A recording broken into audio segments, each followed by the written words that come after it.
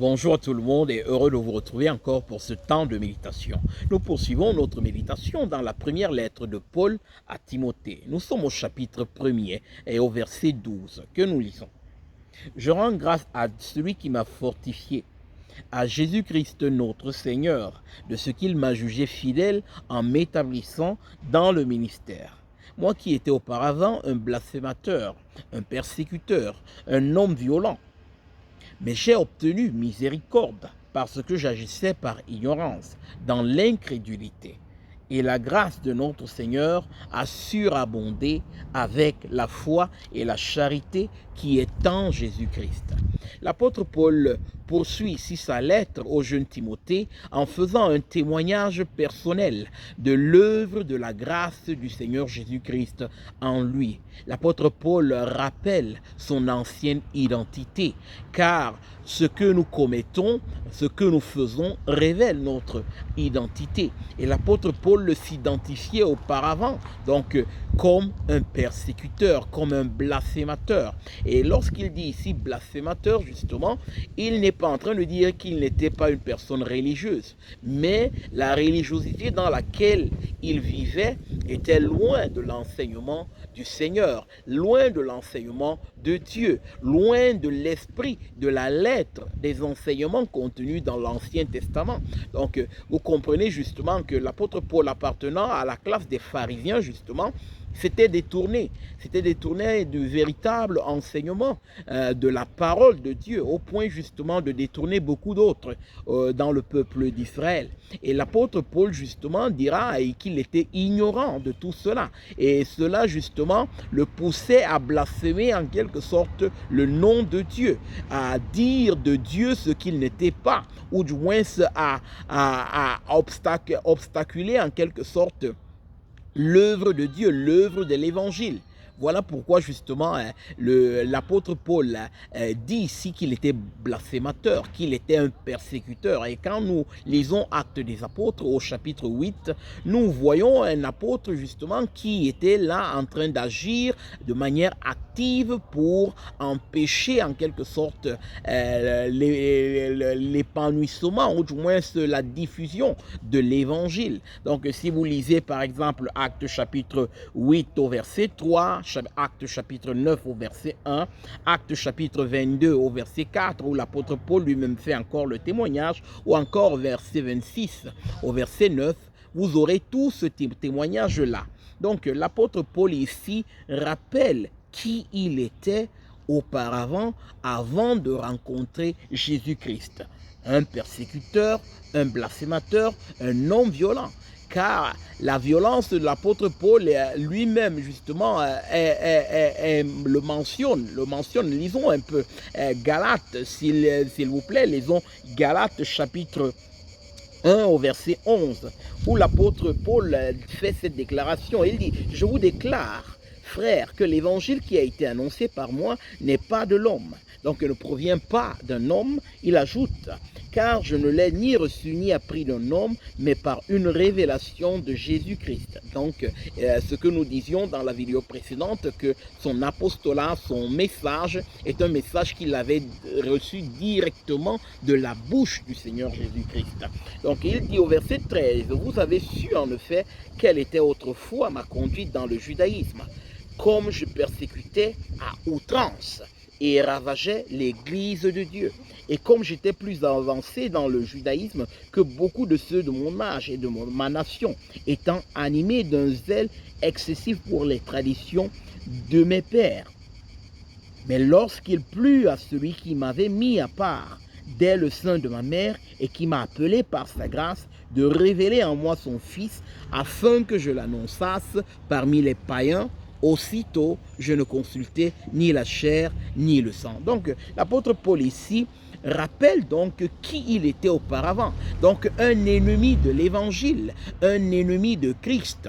Et il rappelle donc combien la grâce et la miséricorde de Christ lui ont été manifestées afin que ses yeux s'ouvrirent à la vérité, afin qu'il comprenne le message, le salut que Jésus-Christ était venu apporter à tout homme et qu'il n'y avait point de salut en quiconque d'autre. Donc ce message-là qui révolutionné même justement la manière de penser de l'élite religieuse de la société israélite justement, qui s'était détournée de l'enseignement correct, qui n'avait pas compris justement l'esprit de la loi, qui pensaient être justifiés par leur œuvre, par les œuvres de la loi plutôt que par la foi en Jésus-Christ.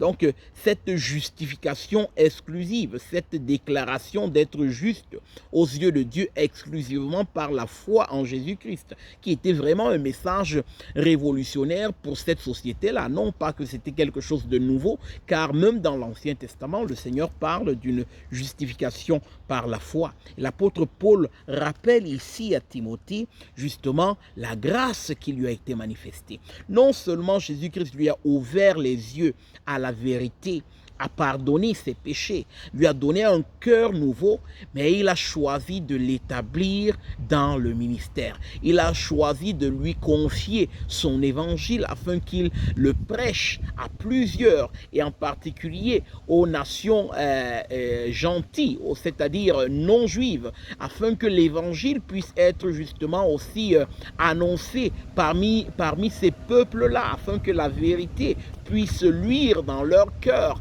et apporter cette libération de l'esclavage du péché, cette libération de la colère éternelle de Dieu, cette libération justement de Satan, de l'esclavage de Satan, du diable, celui-là même qui retient tous les hommes prisonniers du mensonge, prisonniers afin que la vérité ne luise pas dans leur cœur, afin qu'ils ne se repentent pas de leurs péchés pour croire en l'évangile de Jésus-Christ, pour croire en ce sacrifice effectué sur la croix pour le pardon et notre réconciliation avec Dieu. Donc l'apôtre Paul ici rappelle que Christ, que Dieu a eu miséricorde envers lui. Il a eu pitié de lui. Il ne l'a pas traité selon ce que ses péchés méritaient. C'est ça, avoir justement reçu miséricorde. Donc Dieu ne l'a pas traité selon ce que ses péchés méritaient. Et donc il dit, j'agissais par ignorance, dans l'incrédulité, qu'il ne comprenait pas. Il ne comprenait pas le message de Jésus-Christ. Il n'est pas en train de donner ici une justification. Il n'est pas en train de dire que Dieu l'a justifié ou bien Dieu a usé miséricorde envers lui parce qu'il était dans l'ignorance. L'ignorance en soi-même n'est pas une justification. Donc c'est pas parce qu'il était dans l'ignorance qu'il se sent justement en quelque sorte méritant de la miséricorde de Dieu. Non, il est en train d'expliquer ici tout simplement le fait qu'il était dans l'ignorance, qu'il était en train de persécuter l'Église, l'œuvre de Dieu qu'il pensait en réalité défendre. Donc, nous avons ce témoignage de Paul. Au verset 14, justement, de 1 Timothée, chapitre 1, il dit donc, « Et la grâce de notre Seigneur a surabondé avec la foi et la charité qui est en Jésus-Christ. » La grâce a surabondé. Surabondé sur quoi? Sur son péché, sur l'état de son cœur, sur sa corruption. Donc, en quelque sorte, il dit, « La grâce m'a inondé. » Elle est venue en quelque sorte balayer mes péchés. Donc, et la foi et l'amour, la grâce, la foi et l'amour qui proviennent de Dieu. L'amour de Dieu a été reversé en lui par l'Esprit de Christ qui est venu habiter. Au verset 15, il poursuit en disant, c'est une parole certaine et entièrement digne d'être reçue, que Jésus-Christ est venu dans le monde pour sauver les pécheurs, dont je suis le premier.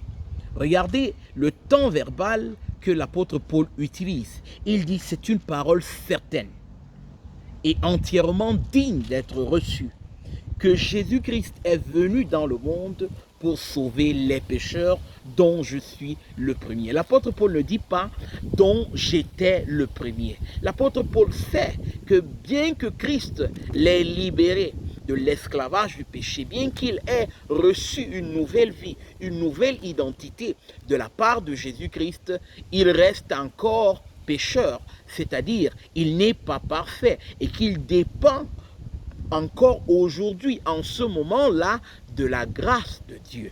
Donc, et cela le permet de rester encore humble, de comprendre son besoin et justement sa nécessité de dépendre de Christ jour après jour. Donc, bien que les Écritures nous appellent des saints lorsque nous avons remis notre confiance en Jésus-Christ, lorsque nous sommes nés de nouveau, cela ne veut pas dire que nous sommes parfaits et que nous ne péchons plus. Nous demeurons encore des pécheurs, mais des pécheurs qui ne marchent plus sous l'emprise du péché, mais qui marchent sous l'emprise de la grâce de Dieu qui leur a été reversée, avec de nouveaux désirs, de nouveaux objectifs, de plaire à Dieu.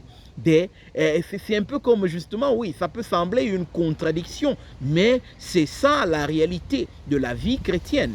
Et nous avons souvent l'habitude de dire que bien que nous ayons une seule identité en Christ, encore dans la vie que nous avons aujourd'hui, demeure en nous deux natures. La nature divine, la nature qui a été transformée, et encore notre chair, qui est pour nous quelque chose, un fardeau encore que nous portons avec nous dans cette vie, mais qui au final nous en serons débarrassés lorsque le Seigneur Jésus-Christ reviendra. Il nous donnera des corps nouveaux, il nous donnera des corps incorruptibles. C'est ça le message ici. Donc, et c'est ça aussi l'espérance.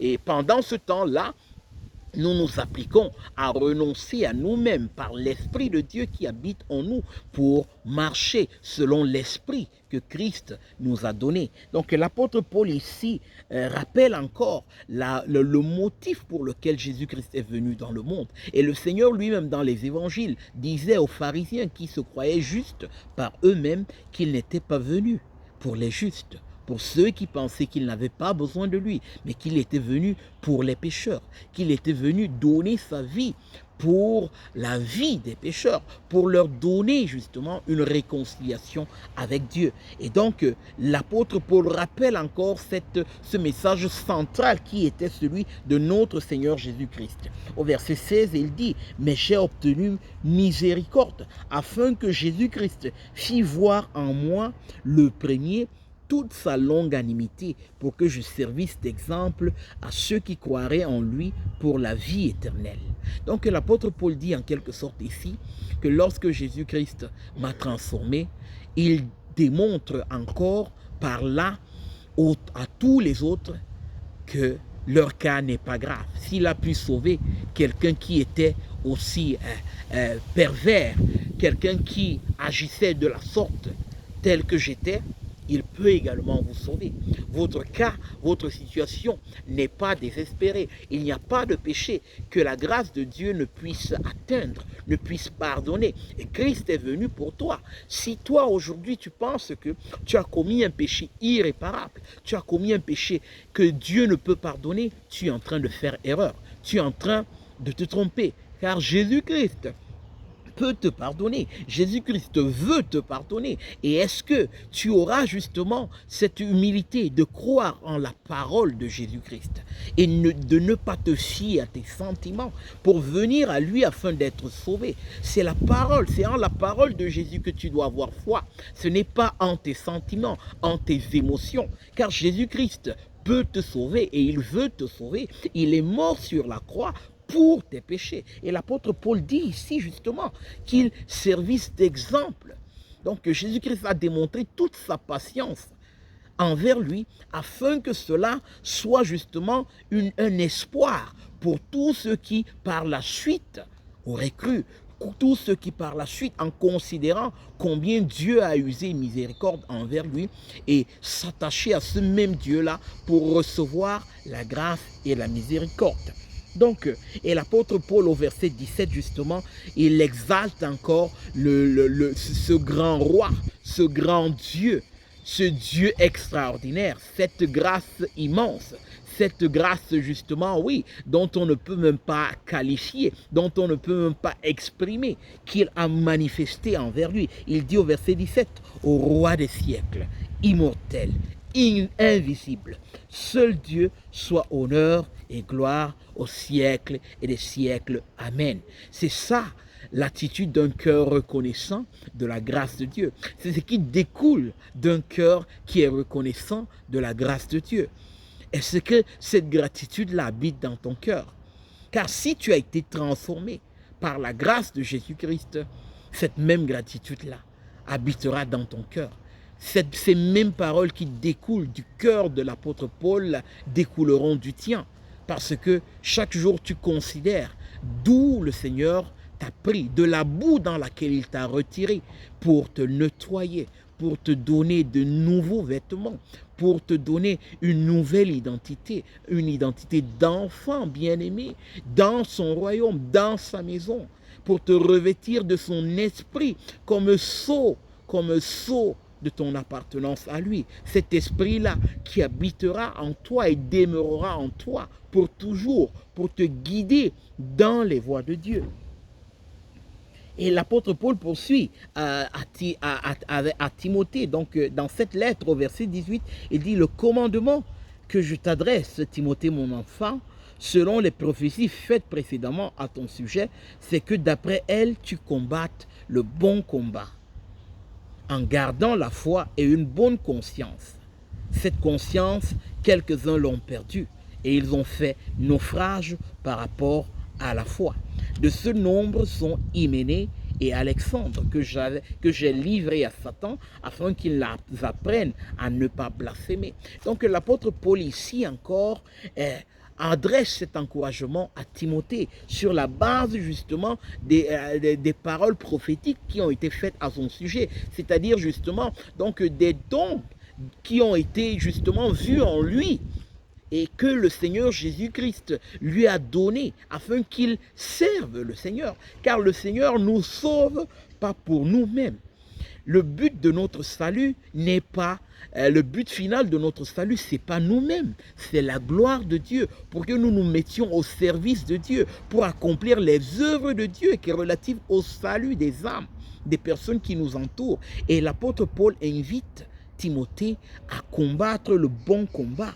Donc, il devait justement être vigilant, attentif à sa conduite, attentif aux dons que le Seigneur lui avait donnés, afin de les exercer, pour que le combat auquel le Seigneur appelle tout disciple soit effectué avec vigueur, avec passion, avec amour, avec dédiction. Donc, le Seigneur encore, l'apôtre Paul, pardon, dans ce contexte, est en train d'encourager Timothée à persévérer dans la foi, c'est-à-dire dans les paroles, dans l'enseignement du Seigneur Jésus-Christ, de ne pas se détourner de l'enseignement de Jésus-Christ. Lorsqu'il dit ici justement, garder la foi. Garder la foi ici, c'est garder les enseignements véritables de notre Seigneur Jésus-Christ. Ne pas enseigner, comme il disait tantôt, d'autres enseignements, mais rester sur le message de Christ et de sa croix. Rester sur l'évangile. Il dit certains ont fait naufrage à la fois parce qu'ils sont déviés de ce message-là. Ils ont dévié, parfois pour motif de gain, parfois pour motif justement d'approbation des hommes.